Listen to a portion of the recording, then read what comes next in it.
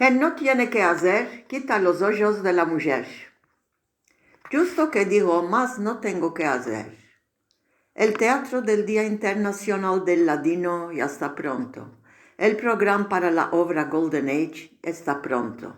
El teatro que íbamos a hacer para Itahtutiotse y Turquía está pronto. Malorosamente, estos todos textos están esperando arriba la mesa que escribo, esperando la hora del Dios. 2 años de pandemia. El rush de Hatay Antakya. Dijimos, tantas almas murió, nosotros vamos a hacer teatro, no es justo.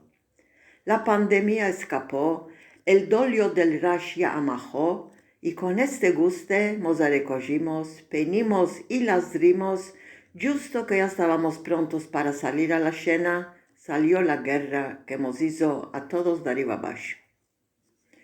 Yo soy pacienciosa, tengo esperanza que todo se va a enderechar y vamos a tornar a los días de antes. Por esta razón, estos textos están esperando arriba de la mesa, no quedé a meterlos al cajón de archivos. No me place estar vacía. El Dios ya sabe lo que hace. Me manda fin al pie ciertas actividades para que no quede vacía. Y por esto siempre hago lores al Dios. Una de mañana, meldando novelas en el Google, meldí que hay una competición de escribir teatros cortos. De vista demandé si hay límite de años, porque muchas veces me dicen fin los 40, y yo ya pasé un poco. Me dijeron que no hay límite de años. Bueno, de vista me asentí y escribí un chico teatro y lo mandé al adreso que me dieron. Fui aceptada. Ahora estoy esperando el resultado que va a salir en el mes de mayo, me dijeron. El primer, el segundo y el tercer va a ser jugado por artistas profesionales. Una de mañana tomé un teléfono diciendo que hay un evento de contar consejos en lengua que están para perir, como el surián, el las, el chechen y por seguro el ladino. Me rogaron que conte una conseja. De vista me asentí y me metí a escribir una conseja.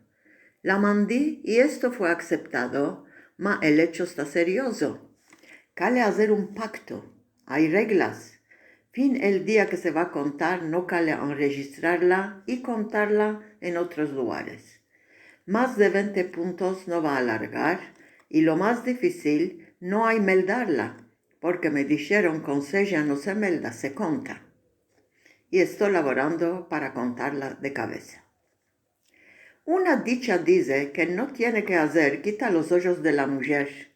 En este sujeto me vino al tino una anécdota. Moisés y Rebeca ya casaron a los hijos y más no tienen responsabilidad. ¿Y qué hacer? Moisés no labora, de suerte que están día entero juntos. Día y noche le come la cabeza de Rebeca. Aquí tengo dolor, ahí me está enllidando la cabeza, las pachas, la tripa.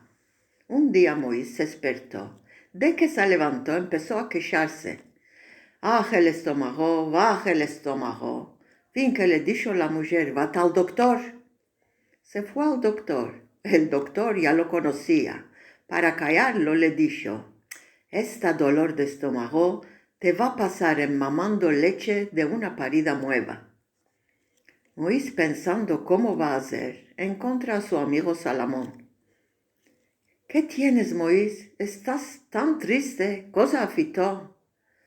No demandes, Salomón, estoy con dolor de estómago. ¿No te fuiste al doctor? Sí, ya me fui. ¿Qué te dijo? Me dijo que la sola cura es de mamar leche de una mujer que parió nueva. No penses, Moisés, mi mujerica parió nueva, vete a mi casa y mámala de ella. Sí, ¿estás seguro? Seguro, allí nos vemos. Moisés se va a la casa de Salomón, le cuenta a Rebeca lo que se pasa. Rebeca acepta y Moisés empieza a mamar.